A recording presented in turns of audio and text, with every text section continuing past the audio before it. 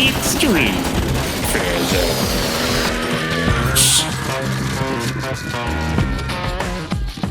All right, let's study some circular orbits. Circular orbits are important for two reasons. One, in our solar system, most of the planets are in pretty circular orbits. The Earth's orbit, in particular, is very circular. It's technically an ellipse with a non-zero eccentricity. So it's technically not absolutely circular, but it's real close. Mercury is pretty elliptical, and so is Pluto. But other than those, all the planets are in pretty circular orbits, so it's important for that reason. The other reason it's important is a lot easier to deal with than ellipses, right? So we can study this and analyze this pretty well, and it applies to a lot of different situations. So let's take a look at a circular orbit. All right, so let's take a look at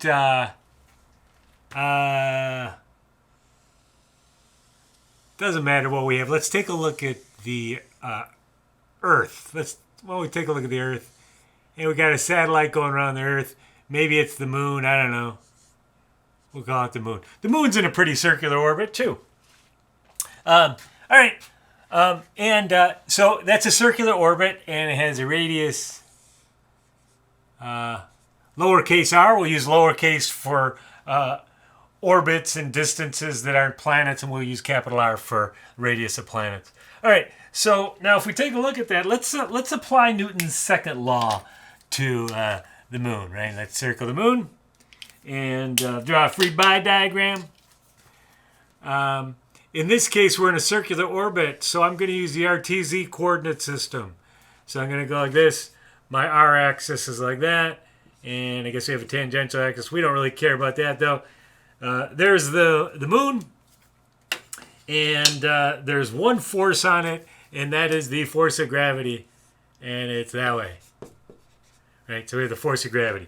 So let's apply Newton's second law. We'll say the sum of the forces in the R equals mass of, in this case, the moon, times the acceleration of the moon. Right. All right.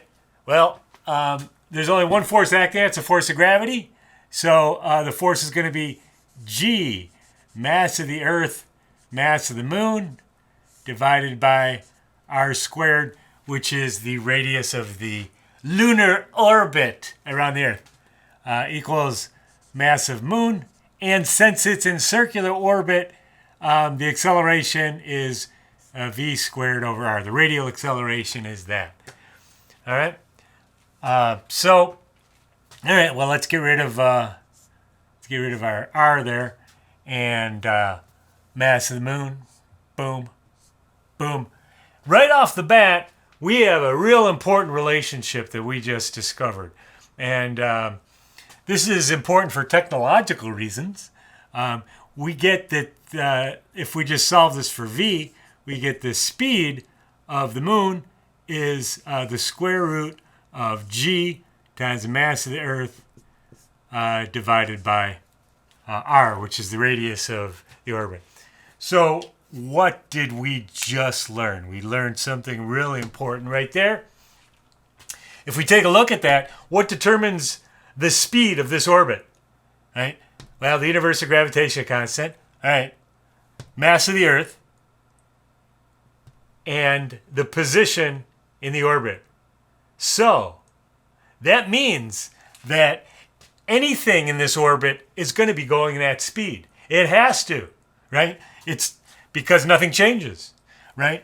And that is really good, because if you think about all the satellites going around the Earth, that means that for any given circular orbit around the Earth, all satellites have to be traveling at the same speed, which is very good.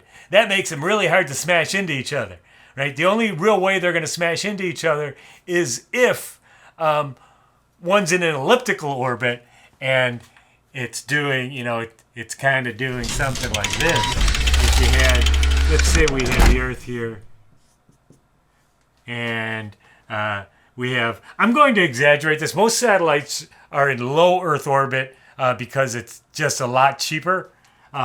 So they're real close to Earth. I'm going to draw a little farther out just so my room to breathe when I draw. So if I have a satellite like that, if you have another satellite, doesn't matter what its mass is, if it's in a circular orbit, they're all going to be going the same speed, and they're all going to be going the same direction too, because when they took off from the Earth, this is like looking down on the axis of the Earth, and the Earth is rotating like this. So they're all going in the same direction, because when you take off, you want to take off and take advantage of the spin of the Earth, because the Earth's already spinning and already has a significant amount of velocity. So when you actually go into orbit, everything's going to be going the same direction, and anything at that height is going to be going the same speed.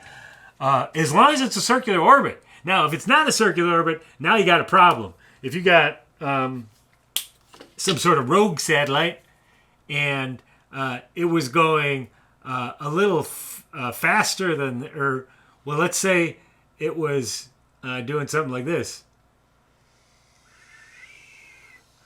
If it was in a more elliptic orbit, and it's not a very good drawing, now you got a problem, because you got all these satellites going around a circle like this, and this passes through the path of them twice per orbit. So if you had something that was in a highly elliptic orbit, that could be dangerous, and then you could start taking out satellites, and that would be really bad. Then you'd set up a debris field in space, and then things would start smashing into each other. You start taking out satellites, and we got problems, right? So, but we haven't so far. It's probably someday we will. But anyways, we got circular orbit. So this is true. Now, you have to keep in mind, under what conditions is this true? Only circular orbits.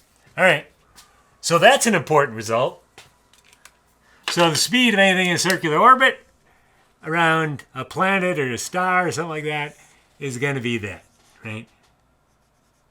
Mass of, in this case, the Earth, but that could be anything, any celestial body, right?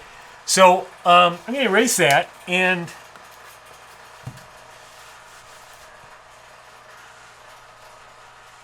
let's take a step back and see what else we can find out by looking at this. We got mass of the moon,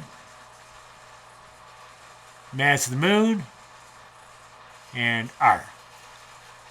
And that was R squared. All right. Well, all right. Well, let's get rid of R again. We could have got rid of that. And let's multiply both sides by 1/2. Right? Let's multiply both sides by 1/2. 1/2, 1/2. Right? So we got 1/2 mv squared. What is that? That is the kinetic energy of the moon. So the kinetic energy of the moon in this case is what? 1/2 g mass of Earth, mass of moon divided by R. What is that?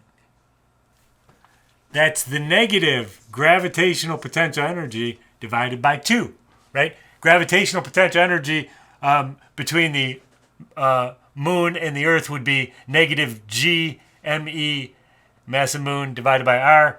This is half that, and it's positive, so we got to put a negative sign there. So, and this is true of any time you have something in a circular orbit, its kinetic energy is the negative 1/2 of the gravitational potential energy, right? So that's going to be true in general.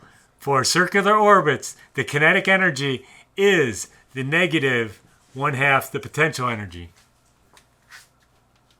Only if it's in circular orbit. If it's an elliptic orbit, nope, all bets are off, right? So that's true in a circular orbit. So what else is true in a circular orbit? Well, we know that, what's the total energy? The total energy of our satellite, in this case the moon, would be the kinetic plus the potential, right? That's what the total energy would be. All the energy would be in kinetic and potential energy, so that is going to be, the kinetic energy is negative the gravitational potential energy divided by 2 plus the gravitational potential energy equals what? That is. So the total energy of something in a circular orbit is its gravitational potential energy divided by 2. Energy total equals gravitational potential energy divided by 2. kinetic energy equals negative gravitational potential energy divided by 2.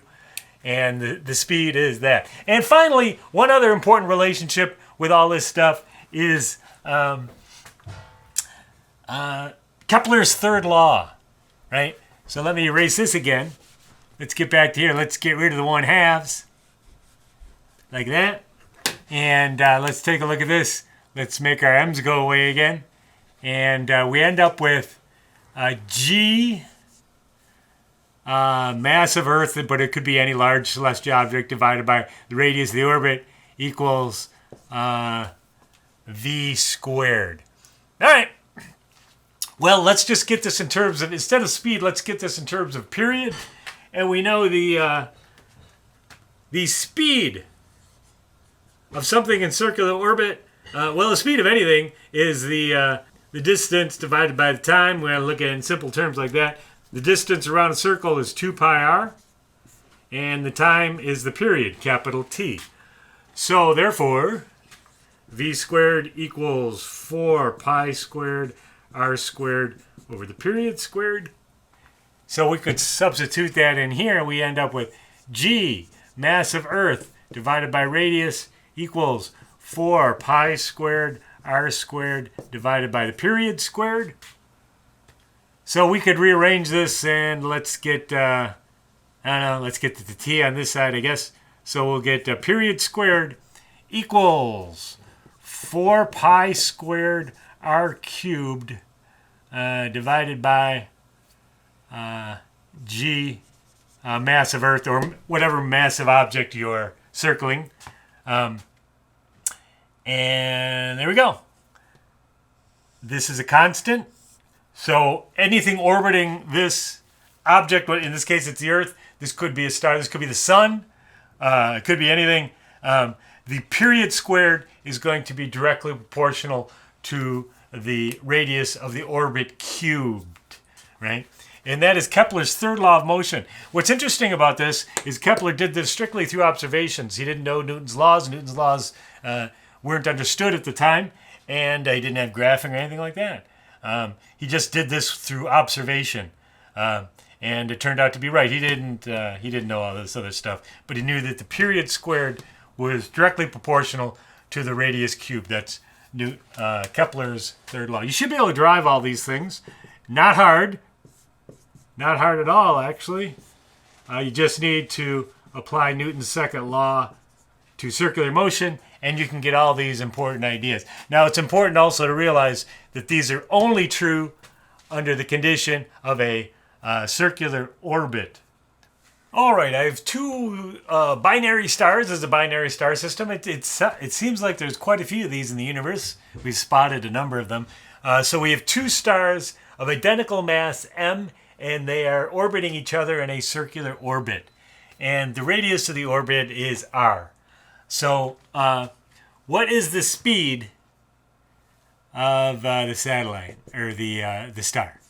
So what's the speed of that star? We got two identical stars. They're in a circular orbit of radius r. Why don't you figure that out? What's the speed of one of these stars? Pause the video now.